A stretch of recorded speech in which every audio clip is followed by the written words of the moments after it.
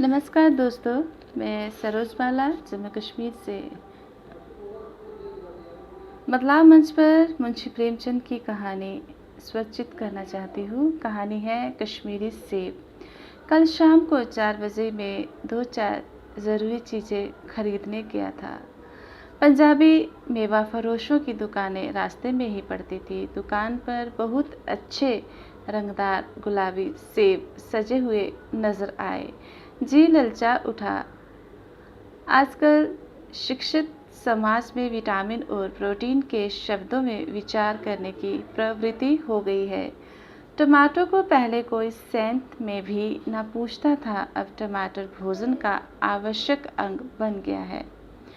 गाजर भी पहले गरीबों के पेट भरने की चीज़ थी। अमीर लोग तो उसका हलवा ही खाते थे, मगर अब पता चला है कि गाजर में भी बहुत विटामिन है, इसलिए गाजर को भी मेज़ों पर स्थान मिलने लगा है। और सेब के विषय में ये कहा जाने लगा है कि एक सेब रोज़ खाइए तो आपको डॉक्टरों के पास जाने की ज़रूरत ना होगी।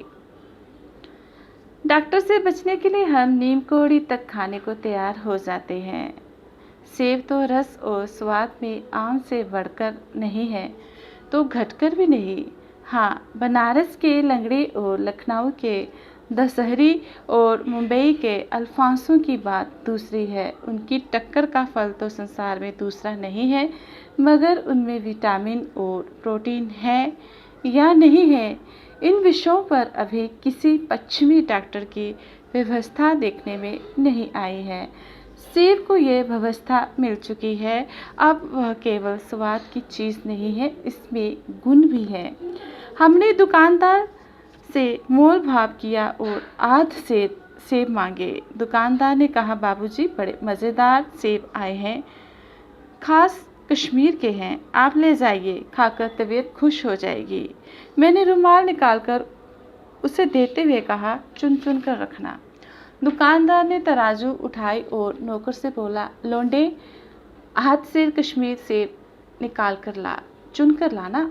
लौंडा 4 सेब लाया। दुकानदार ने तोला, एक लिफाफे में उन्हें रखा और रुमाल में बांधकर मुझे दे दिया। मैंने 4 आने उसके हाथ में रखे। घर आकर लिफाफा ज्यों का त्यों रख दिया।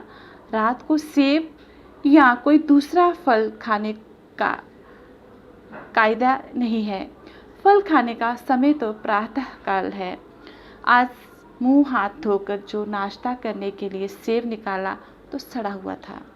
1 रुपये के आकार का छिलका गल गया था। समझा कि रात को दुकानदार ने देखा न होगा। दूसरा निकाला, मगर ये आधा सड़ा हुआ था। अब संदेह हुआ कि दुकानदार ने मुझे धोखा तो नहीं दिया है। तीसरा सेब निकाला, यह सड़ा तो ना था, मगर एक तरफ दबकर बिल्कुल पिचक गया था।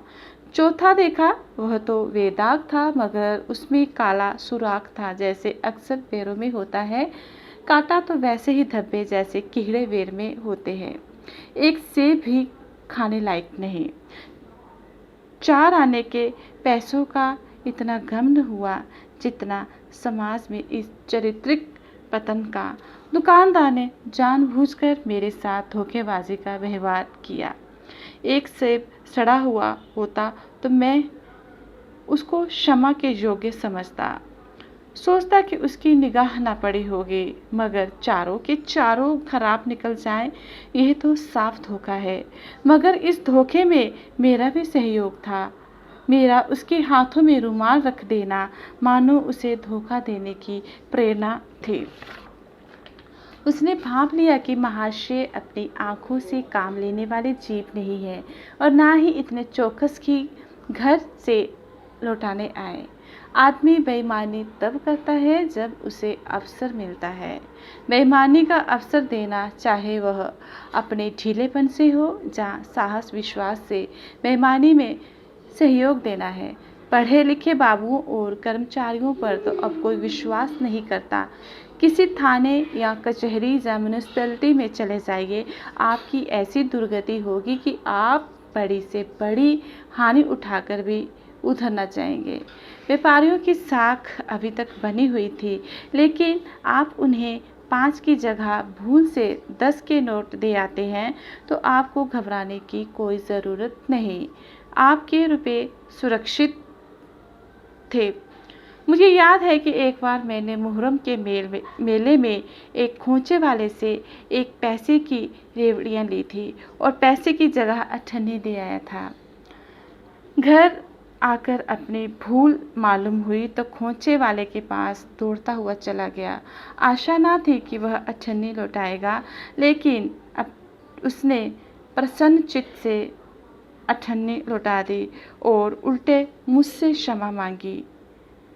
और जहाँ कश्मीरी सेब के नाम से सड़े हुए सेब बेचे जाते हैं, मुझे आशा है कि पाठक बाजार में जाकर मेरी तरह आंखें ना बंद कर लिया करे, नहीं तो उन्हें भी कश्मीरी सेब ही मिलेंगे। धन्यवाद।